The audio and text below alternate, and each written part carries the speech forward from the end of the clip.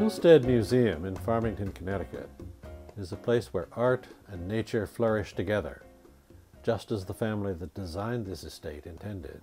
Hillstead is a colonial revival house built at the turn of the 20th century and maintained today just as it was when the family that built it lived here. Hillstead is their outstanding art collection.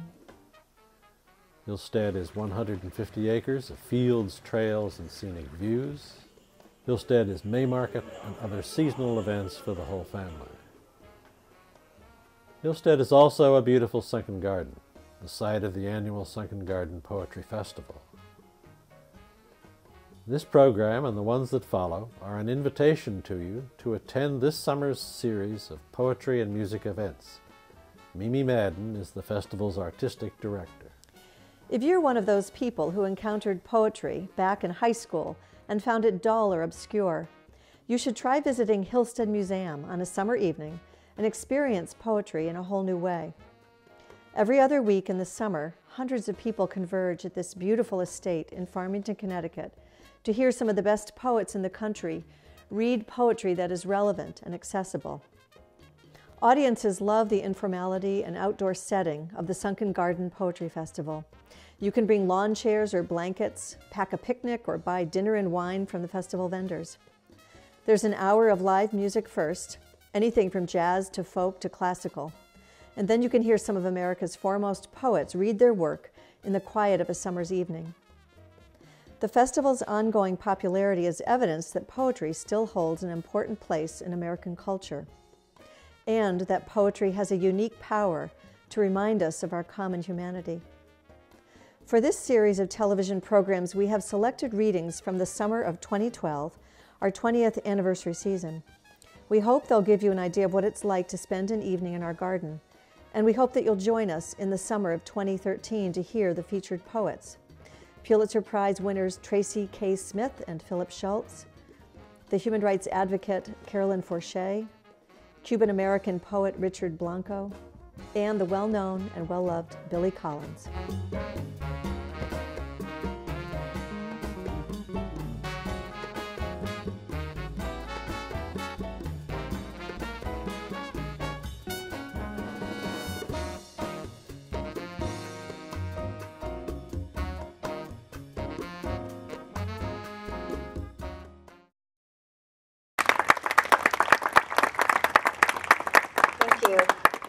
This next poem is called Prenatal Prayer. Obviously, our son was born 2 years ago after many miscarriages, and so when I was finally pregnant, never have been so happy to throw up. And this poem has an epigraph by Joyce, which reads, "You cannot leave your mother an orphan." Prenatal Prayer. Bad Buddhist that I am, I pray every night, but to what gods? That you'll live.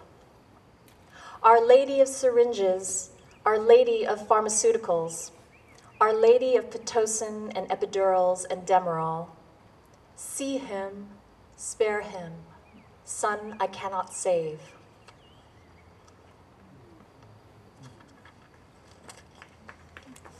And this next song is called Sonogram Song. You can imagine what happens. And it is also dedicated to my son. Out of albumin and blood, out of amniotic brine, placental sea swell, trough, salt spume, and foam, you came to us infinitely far, little traveler, from the other world. Skull keel and heel hull, socketed to pelvic cradle, rib rigging, bowsprit spine, driftwood bone, the ship of you scudding wave after wave, of what might never have been. Memory, stay faithful to this moment, which will never return. May I never forget when we first saw you there on the other side, still fish-gilled, still water-lunged, your eelgrass hair and seahorse skeleton floating in the sonogram screen like a ghost from tomorrow. Moth breath, quicksilver in snowy pixels, fists in sleep twitch. Not yet alive, but not. You who were and were not. a thunder of blood beats sutured in green jags on the ultrasound machine, like hooves galloping from eternity to time. Feet kicking bone creel and womb wall, while we waited, never to waken in that world again, the world without the shadow of your death, with no you or not you, no is or was or might have been or never were.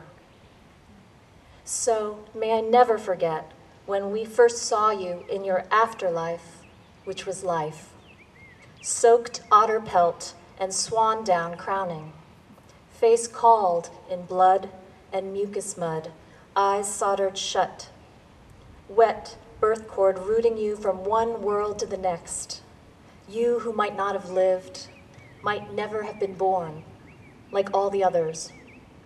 As we looked at every puck and crook of your skull, every clotted hair, seal slick on your blue-black scalp, every lash, every nail, every pore, every breath, with so much wonder that wonder is not the word.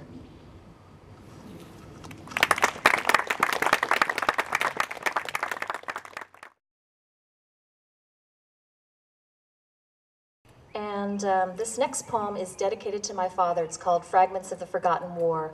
Both my parents, we were talking about this during the panel discussion before, both my parents were children when the Korean War broke out. My father was 10 and my mother was 6.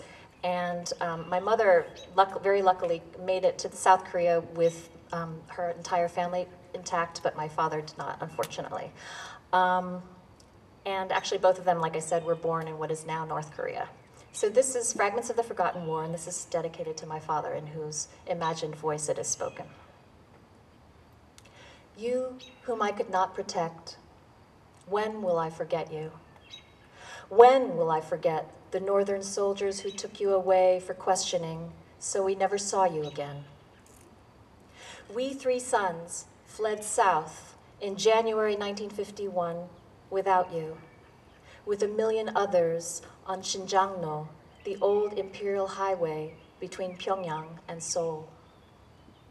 I felt artillery crash miles away in the soles of my feet, the ground shuddering. I heard the drone and snarl of engines as B-29 bombers swarmed toward us like a war in heaven, but not heaven. A war between gods who weren't gods. Now, missiles whistling on their search and destroy. Now, delayed fused demolition bombs exploding around us. Now, blowing craters larger than houses. Now, firing white phosphorus flares 3,000 feet high while we knelt like beggars before the blasts, using the dead as shields, covering our faces from the blizzard of shrapnel, blizzard of limbs and flaming skin, of all who left this world in a grave of smoke. I'll never forget the smell of burning flesh.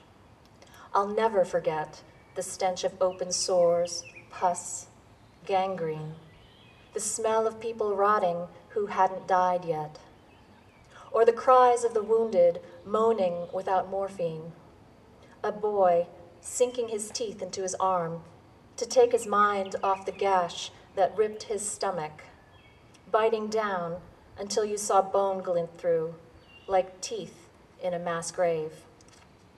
At night, we fought for the few standing barns, shacks, outhouses. Without fuel, we burned shit for heat until the light from our fires drew bombers. We caught fever from walking hundreds of miles through snow, walking through Daejeon, the Cholas, Daegu, Jinju. When food ran out, we ate cattle feed, ate bark, ate lice from our own bodies until our gums bled, until we could only shit water by the time we got to Busan.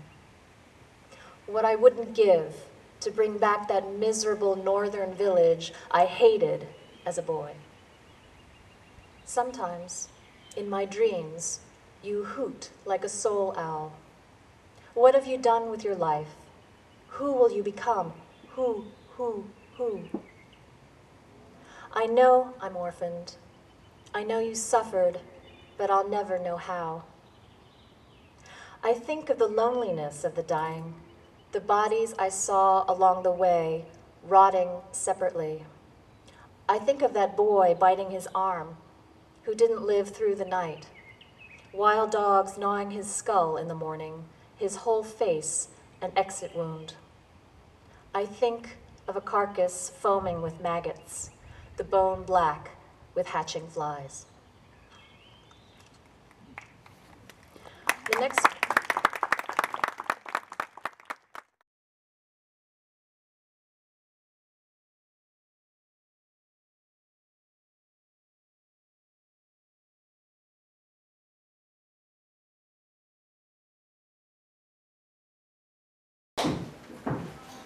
Hello, my name is Chanel Diaz, as you recently heard, and this piece came to be because, well, for my senior year at the Greater Hartford Academy of Arts, we were encouraged to, well, we were forced to do a big senior project. In my project, I basically focused on my community, and I'm from Hartford, and I wanted to show some of the people in my community that, you know, just because our stories are unconventional, that doesn't mean that they shouldn't be told. And it was a difficult process, but I had a wonderful outcome, and this is one of the pieces that came out of that experience. It is titled Stories of the Night. I have stories of the night. Tempers flared and fists ball tight. We crowd around eagerly so that we might catch a glimpse of the inevitable fight. Brown faces painted with hatred spit words that seem to be laced with venom that on contact enrages. They grow impatient with verbal exchanges as our demands of fight, fight, fight echo through the night. They throw their fists to harm the ones their words might have missed. Violence, like a virus, airborne infects, and soon, we who were never emotionally tied pick sides to collide till blood spills in the slim divide. There is nothing more enticing, more mesmerizing than being a part of something so raw. Every nose bloodied, every fist that hit jaw, even those who froze in awe are at least able to say they saw. I have stories of the night. Hot summers beneath dim the street lights where Nikes fight concrete like boxing gloves for wild feet that race down avenues and parkways with sirens blaring in desperate pursuit of we, untamed youth, who know these streets too well, so it's like chasing Satan through hell. Fence by fence we leap and hop, and when the coast is clear we can breathe and stop. Throw our palms to the sky, fingers spread wide, high five, we survived, another night has come alive. I have stories of the night. Parties in basements, scarlet knees as we bleed when our skin met pavement, DJ howling, speakers bumping, hormones pulsing, heartbeats thumping, our bodies in sync. If mommy and daddy could see us, the hell would they think? Who gives a damn? We live to dance. Tonight, we sin no regrets, drowning skin in sweat. I have stories of the night. Blue jeans so tight, our plump young bodies made us somebodies as we trot down avenues and parkways with men, staring in desperate pursuit of our delectable youth. Though their car horns beat, we refuse to speak. We love to be looked at, but never desired to be touched. Walking Mona Lisas and such. And with every set of eyes that glazed over our thighs, we laugh and high five. Another night has come alive. I have stories of cold winter nights, the moonlit back porch on so-and-so street, where the hoodlums and the roughnecks meet, exchanging stories of adolescent glories while meticulous frostbitten fingers roll marijuana spliffs into smoke that lingers. In the back of our minds, it slows down time, it speeds up thought. We are brought back to reality by a cough. We cuss, laugh as we puff, pass and reminisce like ghosts of street life past. And then we toast to the ones who live too fast and would be right here with us if those moments were their last. Like a delicate wine glass, I grasp my spliff between two fingers and hold it to the night.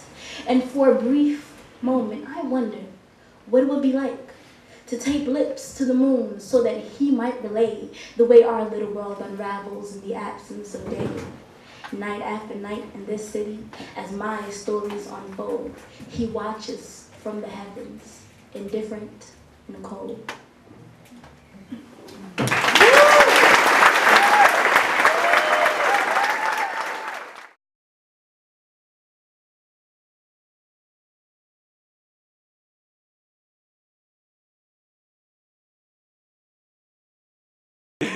So I'm gonna read you this last poem from this book. So it was a writing exercise, a challenge for me in the summertime of 2010, and it was like this 30 poem in 30 days kind of thing. So each poem was a daily ritual of like writing a poem. And so this was the last poem of June, and this is I think this is good because summertime is coming, and so the book is called Summer's Here, and this is the last poem, and this is the last poem I'll read for you guys. Again, thank you for your love and your respect and your ears. It's very honorable. Thank you. It's called Thank You, Summer. Thank you, Summer. Thank you for your glorious women with their bellflower dresses and their popsicle faces, glowing like a clan of radioactive phobes. Thank you for the spices and the freshwater fish, for the fruit stands and the red sparrows. Thank you for the sprinklers, for the daisies that grow little by little each day, like me, for the follicles of sunlight that busy the city and the color of the sky like little sickles of solar crayon rays. Thank you for the old books of poems dusting in the back of some old bookstore, its antique words, its classic use of language, and the pink lemonade that sponsors my selfish read. Thank you for my neighbor's orange cat who swings her tail like a wand, who rubs against me and my leg like it was good luck. The same cat I catch sleeping in the backyard, snoring like a juggernaut, her small stomach sucking in and out, expanding like a slow hydraulic. Thank you for the art that cuts me open on the inside, for the short-lived flu and the extracted tooth I feel no more pain from. Thank you for the ex-girlfriend I hardly remember, but still think about from time to time. I wish her summer as brilliant as mine. Thank you for the bruised moon and its yellow gloom that gels the night sky, the remedy of wine and fingers that become its soundtrack, for my immediate heart and my daring mind, for my lover who spends herself to me, for my mother who smiles the teeth that stretch across her face like a Delaware River, compensation from God for giving us such a merciless winter, for the poems that saved my life 5 nights ago, and the ones I will create in their name. Thank you for allowing me to do my life while it is still young and sexy and orange. Thank you for allowing me, for my decent nights and my fruitful mornings, for the long, beautiful days I've lived and the long, beautiful days that come. Summer is here, not only in the day, but in my heart. Thank you.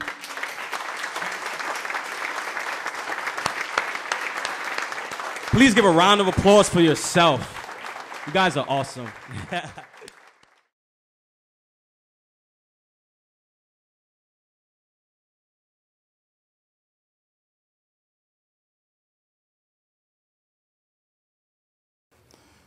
I'm going to start by reading you the dedicatory poem of my new little book, Aunty Rooms. It's a poem in memory of my wife. The house. Sometimes on waking, She would close her eyes for a last look at that white house she knew in sleep alone, and held no title to, and had not entered yet for all her sighs. What did she tell me of that house of hers? White gatepost, terrace, fanlight of the door, a widow's walk above the bouldered shore, salt winds that ruffle the surrounding firs. Is she now there, wherever there may be? Only a foolish man would hope to find that haven fashioned by her dreaming mind. Night after night, my love, I put to sea. This is a poem called Blackberries for Amelia. It's for my granddaughter, Amelia, and I chose it, of course, for today, because up in Cummington, where I live, and down here too, the blackberry bushes are in bloom. Fringing the woods, the stone walls, and the lanes, old thickets everywhere have come alive, their new leaves reaching out in fans of 5 from tangles overarched by this year's canes. They have their flowers, too, it being June. And here or there, in brambled dark and light, are small 5-petaled blooms of chalky white, as random clustered and as loosely strewn as the far stars, of which we now are told that ever faster do they bolt away, and that a night may come in which some say, we shall have only blackness to behold.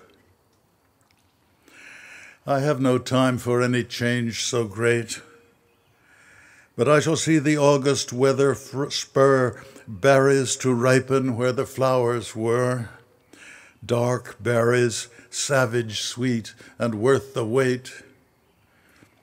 And there will come the moment to be quick and save some from the birds, and I shall need 2 pails, old clothes in which to stain and bleed, and a grandchild to talk with while we pick.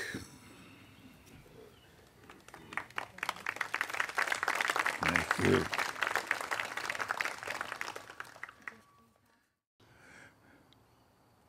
The writer. In her room at the prow of the house, where light breaks and the windows are tossed with linden, my daughter is writing a story.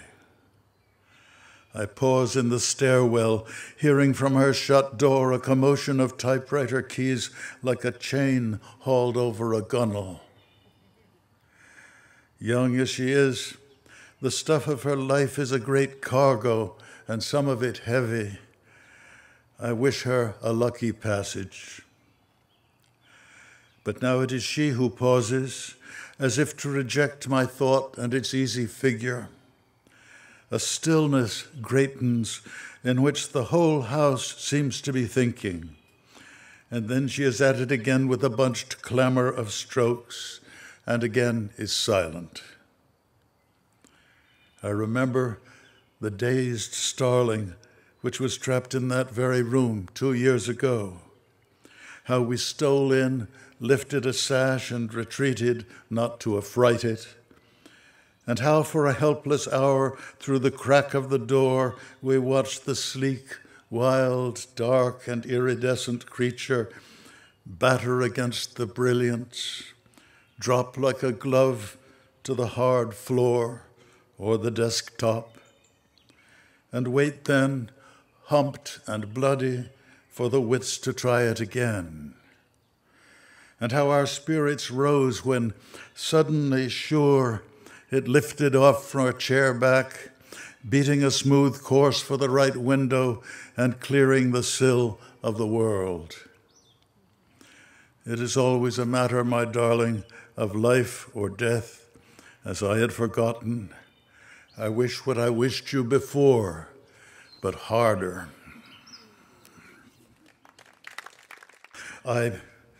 Not having seen Rome recently, I don't know whether its apartment buildings are still festooned with laundry lines as they used to be, but that's probably the case.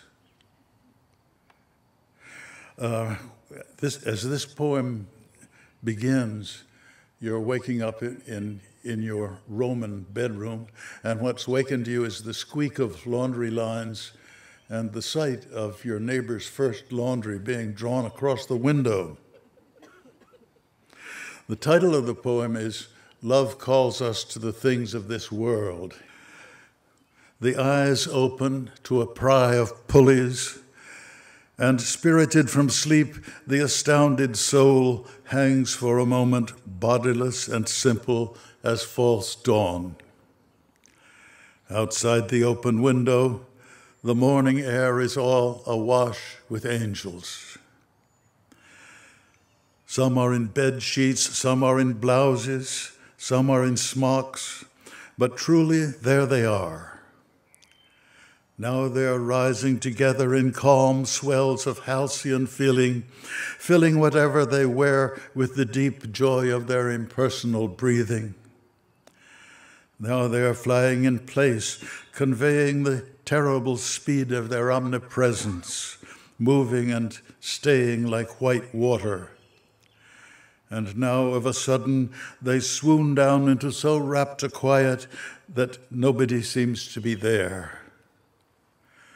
The soul shrinks from all that it is about to remember, from the punctual rape of every blessed day, and cries, "Oh, let there be nothing on earth but laundry, nothing but rosy hands in the rising steam, and clear dances done in the sight of heaven."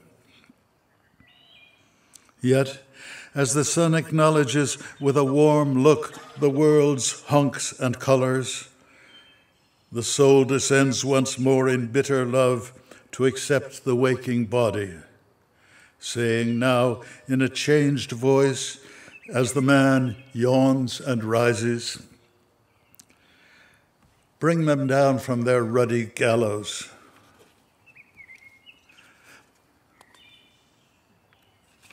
Let there be clean linen for the backs of thieves. Let lovers go fresh and sweet to be undone, and the heaviest nuns walk in a pure floating of dark habits, keeping their difficult balance."